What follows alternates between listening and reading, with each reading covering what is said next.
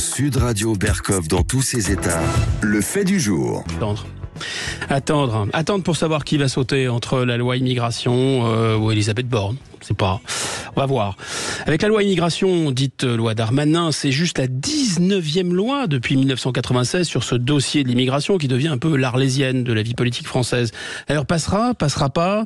Quelles conséquences pour l'immigration? Quelles conséquences pour le gouvernement? Quelles conséquences pour la fin du second quinquennat du président de la République, voire de l'équilibre de la 5e? On va en parler, on en parle tout de suite avec un observateur avisé de la vie politique, Jérôme Sainte-Marie. Jérôme Sainte-Marie, bonjour et bienvenue. Bonjour. Donc vous êtes politologue, vous êtes sondeur, vous avez dirigé beaucoup d'instituts de sondage de la place, vous êtes aussi un observateur engagé, il faut le dire à nos auditeurs, vous dirigez aussi le centre de formation des cadres du RN, mais je sais que vous avez toujours un recul important et vous gardez un regard assez distancié malgré tout sur la vie politique française. Première question, oui. On essaye, on va essayer, mais je suis là pour recadrer les choses si besoin. Cette CMP, cette commission mixte paritaire, elle va aboutir ou pas? Il va y avoir un accouchement de cette loi Darmanin ou pas? Il y aura forcément quelque chose à la fin, vous savez, on sait qu'il y aura un résultat. Toute la question est de savoir quels seront les dégâts qui seront faits sur l'équilibre interne de ce qu'on appelle la Macronie. Mais sinon, c'est un spectacle à la fois pathétique, mais en même temps qui est plutôt estimable. Je m'explique. Allez-y. À l'époque où on avait une Assemblée nationale qui ne ressemblait pas du tout à l'électorat, par exemple, lors du quinquennat précédent, on avait une victoire très large des listes des députés, des candidats macronistes en 2017, qui avait abouti à une chambre qui ressemblait pas du tout au pays. D'ailleurs, ça avait provoqué les gilets jaunes, parce que on avait un hiatus total entre la représentation et les gens qui étaient censés être représentés. Je rappelle que vous avez théorisé le bloc populaire contre le bloc élitaire. Et donc vous dites que le bloc populaire est mieux représenté sous cette en tout cas, les catégories populaires. Et de fait, en 2022, à la surprise générale, on a eu, malgré un scrutin majoritaire, on a eu une Assemblée nationale qui ressemblait un peu à ce qu'elle aurait été si on avait voté au scrutin proportionnel. Et on s'est rendu compte, du coup, on le savait, mais là, ça a été manifeste, que le macronisme était minoritaire. Et inversement, on a eu la France insoumise, mais également le Rassemblement national, des forces véritablement d'opposition résolues, même si elles sont contradictoires entre elles, qui se sont très bien représentées. Pas autant. Vous avez raison, cher Jérôme Sainte-Marie. Vous avez raison, mais en même temps, ça devient ingouvernable aussi. Et du coup, ça devient relativement ingouvernable, parce que ça correspond à l'équilibre des forces dans le pays. Et une des raisons pour lesquelles nous sommes dans cette crise parlementaire, qui est encore une fois simplement le reflet de la crise politique que connaît le pays, c'est aussi parce que le réel, l'opinion publique en tout cas, se fait entendre sur les travées de l'Assemblée nationale. Que même les macronistes sont obligés de tenir compte de la demande populaire en matière de contrôle de l'immigration. Mais tout de même, ce que dit le président de la République n'est pas nécessairement faux, là, puisqu'il dit c'est vrai qu'il y a une opposition, mais cette opposition, elle n'est pas cohérente. Le fameux bloc populaire est fracturé. Donc ils sont contre nous, mais ils ne sont pas pour quelque chose ensemble. C'est pour ça qu'il y a crise politique. C'est-à-dire qu'effectivement, Emmanuel Macron est impopulaire. Actuellement, 66% à peu près des Français, un peu plus même sans doute, en ont une mauvaise opinion. Je vous renvoie au sondage, au baromètre Ipsos, BVA, à tous les baromètres d'ailleurs. Et donc, mais cependant, en face, donc on se dirait, comme on se l'était dit en quelque sorte, comme on pouvait se le dire après 2017, à la prochaine élection présidentielle, forcément, il y a une alternance. Mais ça, c'était autrefois. C'était quand il y avait une gauche et une droite. Et donc, un gouvernement impopulaire était remplacé. Les gens, du coup, patientaient jusqu'à l'alternance. Le problème, et on l'a bien vu en 2022, c'est que cette division des oppositions aboutit à la réélection d'un pouvoir impopulaire. Dernière chose, là, ce qui complique la vie des oppositions, sauf une, il faut bien le dire, sauf celle du Rassemblement national, c'est qu'on a des oppositions qui non seulement ne sont pas d'accord entre elles, mais qui en plus sont appelées à voter pour le pouvoir auquel ils s'opposaient avant les élections de 2022 et auquel ils s'opposent brutalement. Alors là, vous faites allusion à LFI et la NUPS en élection en faveur d'Emmanuel Macron à la présidentielle. Aux Républicains. D'abord aux Républicains qui ont appelé à voter, mais ça, eux, on le savait. Et puis je fais allusion, évidemment, parce que c'est eux qui mettent en scène une opposition d'autant plus brutale, brouillonne et véhémente qu'elle repose sur un péché originel. Le péché originel de la France insoumise, c'est bien entendu d'avoir appelé à voter pour Emmanuel Macron, après 5 ans de pouvoir d'Emmanuel Macron. Ils essayent d'effacer les traces par la véhémence de leurs propos, mais il demeure qu'ils ont appelé à voter Macron. Là, vous distribuez un peu les coups de pied de l'âne à tous vos opposants, mais revenons un instant sur la loi immigration et sur ce qui se passe. Je m'arrête sur ce que vous disiez tout à l'heure, c'est-à-dire que la Macronie est en train de se fracturer, de se diviser. Bon, est-ce qu'il n'y a pas quelque chose de très paradoxal dans le fait que plus la Macronie se réduit comme peau de chagrin, et moins elle a le soutien de l'opinion publique, et finalement plus elle se fracture? C'est pas paradoxal, ils devraient faire bloc ces gens finalement. C'est compliqué parce que y a quand même une idéologie derrière Macron. Macron, il fait pas n'importe quoi. Macron n'est pas quelqu'un qui change d'avis tout le temps, et Macron, c'est pas tout à fait le en même temps. Ça, c'est une accusation très facile qui est faite par les opposants. Pourquoi pas? La vie politique est faite de petites phrases. Et en réalité, ce que j'ai essayé de montrer dans mes livres, mais ce que pas mal de gens pensent en réalité, c'est que le macronisme, ça correspond à un vrai projet politique. Et c'est pour ça qu'il a conservé une base minoritaire, mais il a conservé ce qu'on appelle bloc élitaire, 30%. C'est un projet très européen, pour ne pas dire européiste, très ouvert sur le monde, pour ne pas dire mondialiste, et relativement libéral. Libéral et dépensier à la fois. C'est un peu curieux, mais en tout cas, tout ce qui est privatisé, tout ce qui est marchandisé, tout ce qui peut être marchandisé est en train de l'être. Nationaliser les pertes, privatiser les gains. Voilà.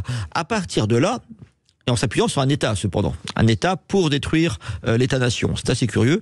Et à partir de là, l'immigration est plutôt une bonne nouvelle pour Macron. Ah ben ça, on a bien compris. En permanence. Et pour les macronistes. Donc là, il y a une vraie idéologie,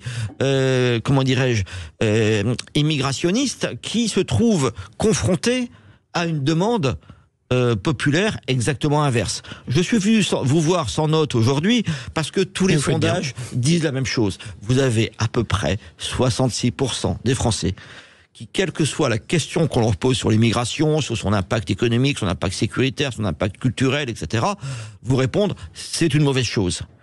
Et vous avez 80% des Français qui vous disent « on veut un référendum ». Parce que ça, c'est aussi le gros l'éléphant dans le couloir, c'est que face à une crise politique, une crise parlementaire, qui est pas due au fait que les parlementaires macronistes ou qu'Elisabeth Borne sont maladroits, c'est presque insoluble. Eh bien, la constitution du général de Gaulle donne une solution très simple, ça s'appelle le référendum.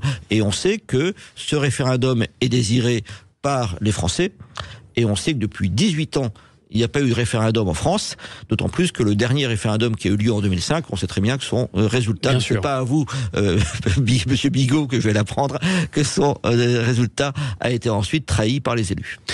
Bon, je reprends votre raisonnement. Il y a une cohérence idéologique chez Emmanuel Macron, il y a une cohérence idéologique dans le bloc élitaire. Le bloc élitaire veut de l'immigration, il en a, ok. Mais tout de même, moi je trouve qu'il y a quelque chose d'étrange. Il pourrait, pour garder le pouvoir et pour garder cette ligne, lâcher un peu de lest, un peu comme sur les ballons. Vous voyez, il faut à un moment lâcher du lest, c'est pas ce qu'ils font, ou faire des concessions, ils ne le font pas.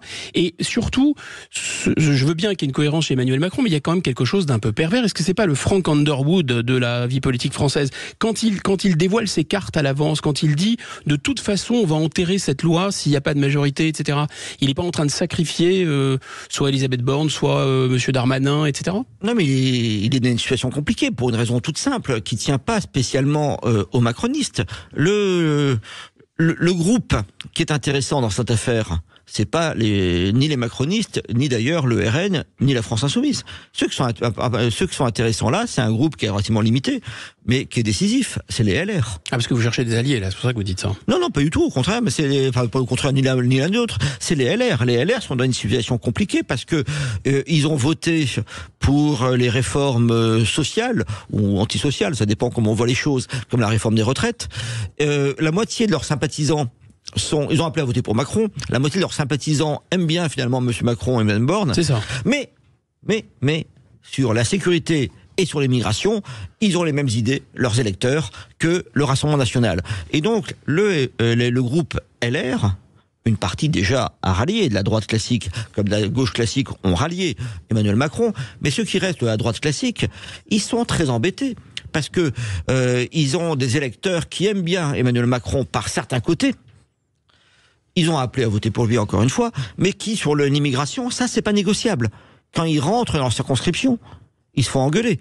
Si jamais ils acceptent une loi qui va ouvrir de nouvelles filières d'immigration. Bon. Et donc, quand vous faites les sondages, il arrive que les sympathisants LR soient plus radicaux que les sympathisants RN, qui souvent s'intéressent à d'autres sujets plus sociaux, etc.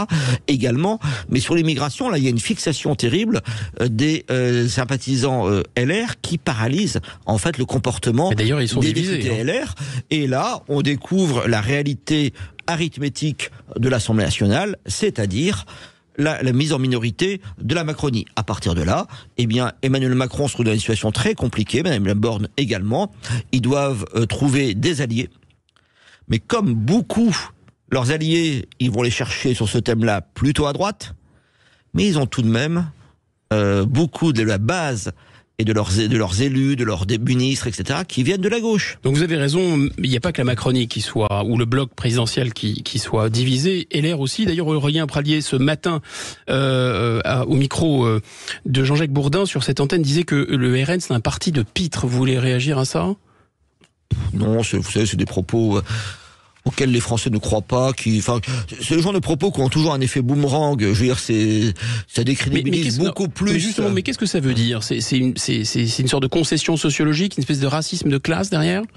Bon oui, comme toujours. Enfin, oui, c'est ça votre analyse ? Comment vous comprenez ça ? Oui, je ne sais pas. Moi, je veux rien vous faire dire. De discréditer. Bon après, vous savez, les pourquoi gens. Cette virulence, je veux dire ? Les parlementaires, les ministres et les parlementaires dorment peu ces jours-ci parce que c'est un peu compliqué et ils tiennent des propos qui, sincèrement, peuvent dépasser leurs pensées. Dépasseront leurs pensées et en tout cas dépassent de très loin leurs intérêts parce que ce genre de propos font beaucoup plus de tort à ceux qui les émettent qu'à ceux à qui ils sont destinés. Donc c'est vraiment, qu'ils prétendent stigmatiser.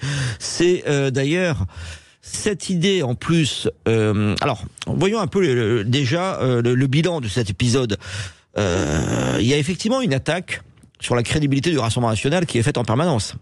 C'est rien de nouveau, ça. C'est rien de nouveau. Mais disons que l'effet de contraste entre le comportement du groupe parlementaire du Rassemblement national, qui a beaucoup gagné en images, c'est depuis 2022, et le comportement des parlementaires et du gouvernement macroniste et du gouvernement, c'est terrible. Parce que ça donne une impression d'amateurisme, de confusion de la part des macronistes. Or, les macronistes, on les aime pas, mais ils avaient la réputation d'être bien formés et de bien savoir gérer l'État. Beaucoup de fonctionnaires.